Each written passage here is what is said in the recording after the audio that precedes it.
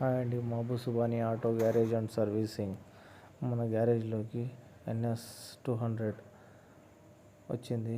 దీనికి oil change చేయాలా? Oil change అంటే జనరల్ సర్వీస్ మొత్తం. ఆ తర్వాత దీనికి మొత్తం oil change, oil filter, air filter or coolant oil ఇవన్నీ చెక్ చేసి మనం ఏమున్నా దాన్ని రీప్లేస్మెంట్ చేసేస్తాము. దీనికైతే కూలెంట్ ఆయిల్ బాగానే ఉంది.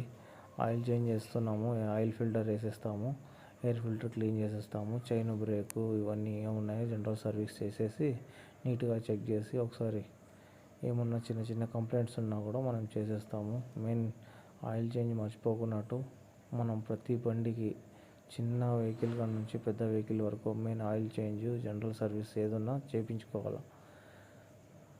ఎందుకంటే మనం ప్రతి నిమిషం బండిలపైన ఎక్కువ తిరుగుతాం కాబట్టి ఫస్ట్ మనం ఇవి జనరల్ సర్వీస్ అనేది చాలా ఇంపార్టెన్స్ ఇవ్వాలి. దీంట్లో వచ్చేసి మనం మోటోల్ ఆయిల్ వేస్తున్నాము. మోటోల్ ఆయిల్ బాగానే ఉంటుంది.